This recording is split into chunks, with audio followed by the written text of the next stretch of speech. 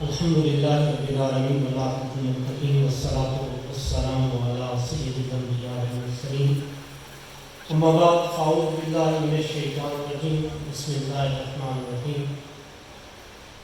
بعد از حمد و ثنا قابل صدر احترام اسٹیج پر تشریف فرما علماء کرام، سیاسی علماء، عوام اہل سنت، میں آپ تمام احباب کا انتہائی ممنون مشکور ہوں کہ آپ نے اپنی گناہوں خصوصیات میں سے وقت نکالا۔ یہ بحیثیت مسلمان میرا آپ کا ہم سب کا ایک ملی فریضہ ہے کہ ہم اپنے دین کے ساتھ کس حد تک مخلص ہیں۔ حضرت کا یہ ذہن میں رکھیے کہ قیامت والے دن رب کائنات حساب کتاب آپ سے آپ کی استطاعت کے مطابق لے۔ یہ کبھی ہو نہیں سکتا کہ آپ کی طاقت ایک پتھر اٹھا کے سائڈ پہ رکھنے کی ہے اور آپ سے میرا رب ایک پہاڑ کا سوال کرے۔ میرا رب آپ سے صرف وہی پوچھے گا کہ جس کی طاقت آپ کو اس نے دی تھی۔ میرے نبی کا فرمان یہ بھی ہے کہ ایمان کی کم سے کم حالت یہ ہے، کم سے کم مومن کا درجہ یہ ہے کہ دل میں برا جائے۔ جس کی استطاعت قلم ہے وہ قلم سے لکھتا ہے، جس کو استطاعت تھی بولنے کی وہ بولنے سے بول کر، مالک نے بولنے کا اختیار دیا ہے، حق دیا ہے، بول کر وہ اس کا اظہار کرتا ہے۔ جس کو طاقت کا دیا ہے وہ طاقت سے اظہار کرتا ہے۔ میرا اور آپ کا کام زبان کا تھا، میرے صحافی دوستوں کا کام قلم کا ہے، حضرات انکار حکومت وقت کا کام احتیاط کا ہے۔ ہر ایک شخص اپنے حصے کا جواب آج بھی دے گا اور روز قیامت بھی دے گا۔ میں اپنے ملک پاکستان کے وزیر اعظم محترم شہباز شریف صاحب کا بھی یہاں پہ شکریہ ادا کرتا ہوں کہ انہوں نے قوم کو ایک پلیٹ فارم پہ اکٹھا کیا۔ یہاں پر انہوں نے پہلے کہا کہ کوئی سیاسی رنگ نہیں، کوئی مذہب، کوئی نسل، کوئی طریقہ، سب ایک ہو کر صرف قرآن کی عظمت کی خاطر، قرآن کی تقدس کی خاطر نکلے۔ اور امت آج جس طرح نکلی، اگر ہم اپنے سیاسی معاملات کو پس پش ڈال کر اسلام اور اسلامی اشعار کے لیے اکٹھے ہو جائیں تو یہود و نعود اسی ٹائم تمہارے سامنے سر خط تسلیم کم کر دیں گے۔ صرف کل سے یہ واقعہ ہوا اور سویڈن کا وزیر پہلے کہہ رہا ہے کہ ہم اس قانون بنانے لگے ہیں کہ قرآن کی بے حرمتی اب قانونی شکل اختیار کرنے دے گی کہ کوئی بھی اس کو اب اس کے بعد اس کی بے حرمتی نہیں کر سکے گا۔ لیکن حضرات دیوکار، ہم یہ سوچنے کے مجبور ہیں بحیثیت قوم کہ ہم کس طرف جا رہے ہیں، ہماری ترجیحات کیا ہیں۔ یہ ملک واحد ملک ہے جو لا الہ الا اللہ محمد رسول اللہ کے نام پر معرض وجود میں آیا، لیکن تب سے لے کر آج تک اس میں ہر وہ کام ہوا جو یہود و نعود کی مرضی تھی۔ آج تک اسلامی نظام متعارف کیوں نہ ہو سکا؟ آج تک ہم نے یہ کیوں نہ سوچا کہ ہمارے آباء و اجداد نے، ہماری ماں اور بہنوں اور بیٹیوں نے اپنے سروں کے تاج کیے، ماں نے اپنے بیٹے کیے، بیویوں نے اپنے شوہر کیے۔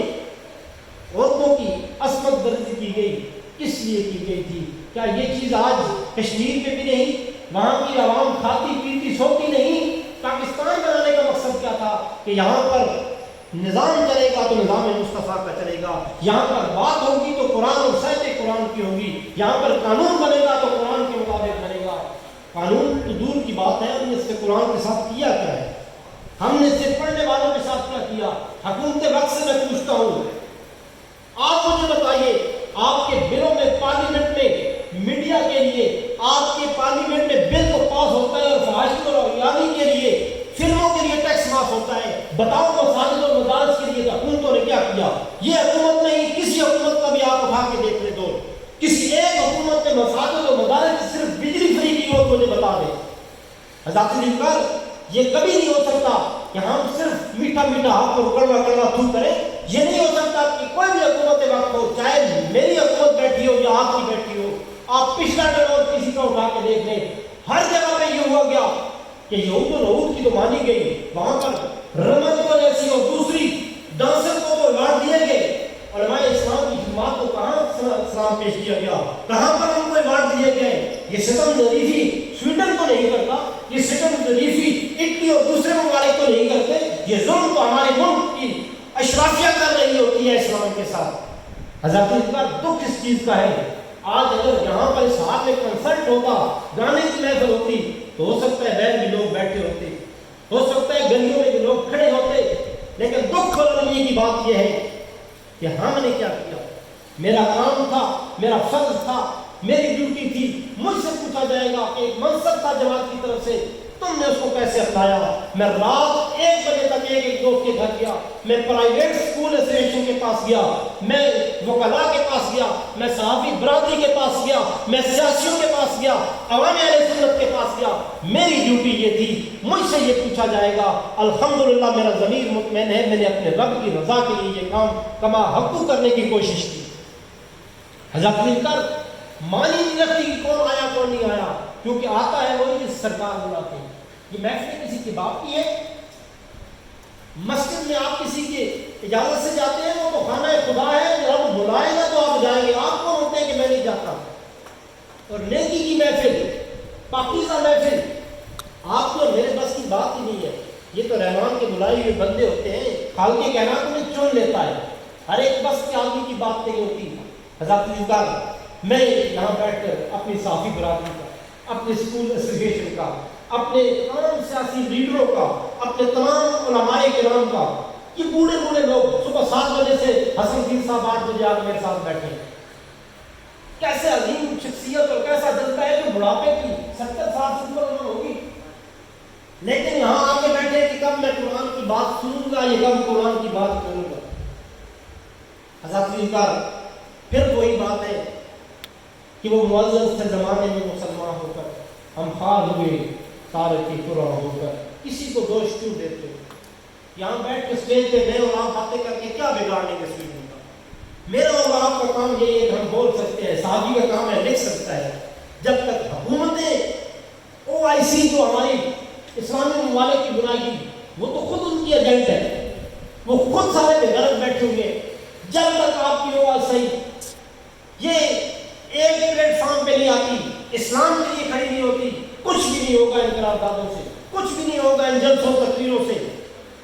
آج امت کو ضرورت ہے، صرف پاکستان نہیں، تمام 57 اسلامی ممالک کے وزراء اکٹھے ہو جائیں۔ آج آپ معاشی بائی کاٹ کریں، گھنٹے بعد اس کی تمام سروس ہے کتنا سا، گھنٹے بعد وہ زمین بوش ہو جائے گا۔ اس کو تیل کون دیتا ہے؟ سعودیہ دیتا ہے، امارات دیتا ہے۔ آپ ان چیزوں پر پابندی لگائیں، دوسرے دن وہ آپ کے قدموں میں آ کے گر جائے گا، لیکن یہ کرے گا کون؟ یہ میں اور آپ کر سکتے ہیں؟ نہیں، مجھ سے کیا ہوگا؟ اندر نہیں پوچھا نہیں جائے گا، سلیم صاحب سے نہیں پوچھا جائے گا، رحمت سے نہیں پوچھا جائے گا، علماء سے نہیں پوچھا جائے گا، یہ حکمرانوں سے پوچھا جائے گا جنہیں صدارت کی کرسی دی جاتی ہے، جنہیں وزارت کی کرسی دی جاتی ہے، جو قانون ساز ہیں، جو قانون بناتے ہیں۔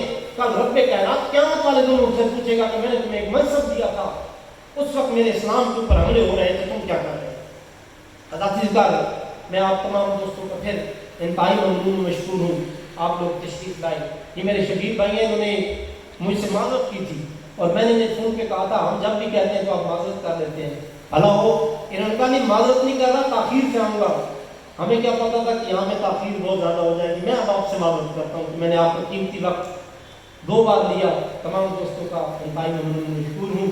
تمام میرے دوست، اللہ جل شانہ آپ کو اپنے گھروں میں امن کی، برکت کی، عزتوں کی زندگی عطا فرمائے۔